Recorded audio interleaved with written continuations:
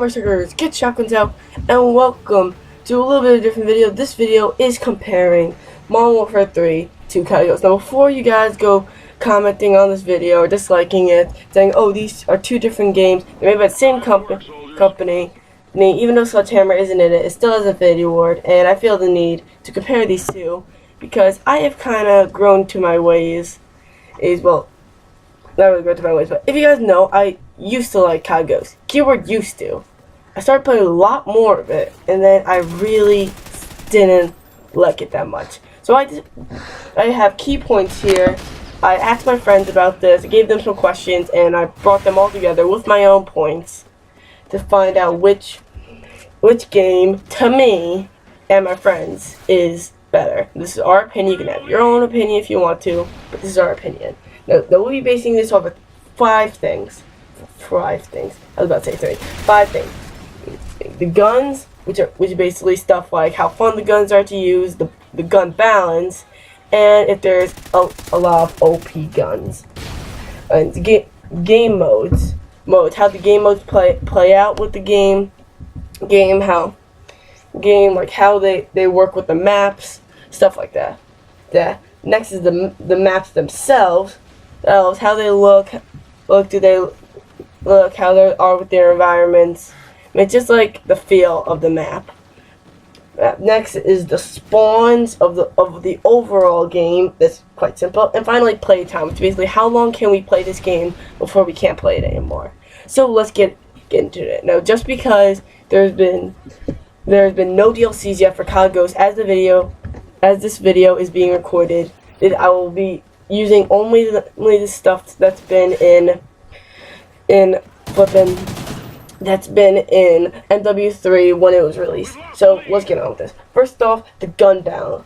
Not with gun balance, but the guns themselves. Now, the guns in Modern Warfare 3, they are, to me, more fun to use than Kagos. Now the gun balance themselves, I have to give that to Kagos, because there's not really a bunch of OP guns of a sort, or MW3, of course, had the ACR, MP7, but that didn't really bother me that much, because I had so much. I would have so much fun. Now, just keeping you guys in mind, this is my first Call of Duty game, so I had a bit of fun. Now, I do not like MW3, but I will give it some credit that the guns are fun to use. Sure, some of them are sucky, like the Desert Eagle. They're pretty sucky. The model, it's alright. However, you put me in any game with the Striker, and I will flip it. My channel name is named after the Striker, even though it's misspelled, but that's just how I roll. Okay, but anyway, so 1 point goes to MW3 for guns. Next, game mode. Now, game mode, I'm giving it to Kagos by far. Even though they took out some of my favorite game modes such as the Ground War, which is actually in the Xbox One version, but I play on the Xbox 360, such as like Ground War, Capture the Flag, and SND. Now this is all before any patches were made of the sorts. So actually no, I shouldn't be saying that, because then the MSBS will be the okay. So this is before like the DLCs, but God, I cannot talk today. But I know they brought SND back, but originally it wasn't supposed to be in there. But yeah. But I did like the game modes they did have, like Blitz. I liked Blitz to play. Search and Rescue, I liked playing that. Hunted is one of my favorite game modes in that game. By far. I can play Hunted for hours at a time and just forget about the game, because it's just a fun game mode. So yeah, game mode, I'm giving that to Kagos. Next up, the maps. Now, the maps, I'm giving it to MW3, because there were decently sized maps.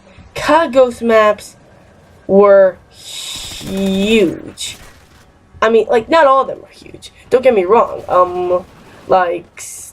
What was that map called? I don't even know the map off the top of my head. You guys know, like, one of the smaller maps. Strike Zone, I think it is. Yeah, is it Strike Zone?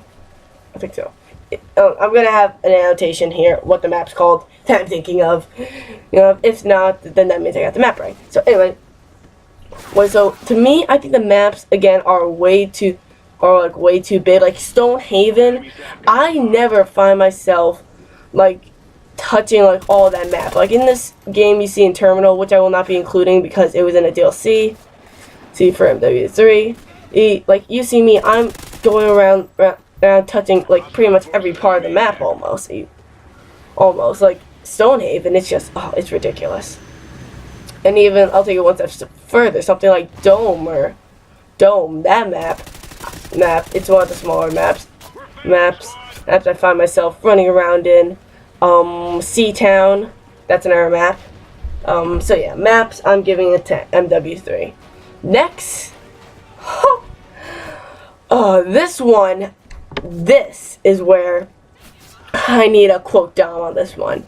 When I asked him this question, which game had the better spawns, he first laughed for 5 minutes, and then he said, and I quote, "It is like comparing Napoleon to Hitler, who is the worst person," said, or something like that. That like who is the biggest douchebag out of those two? It just got me cracking up when he said it.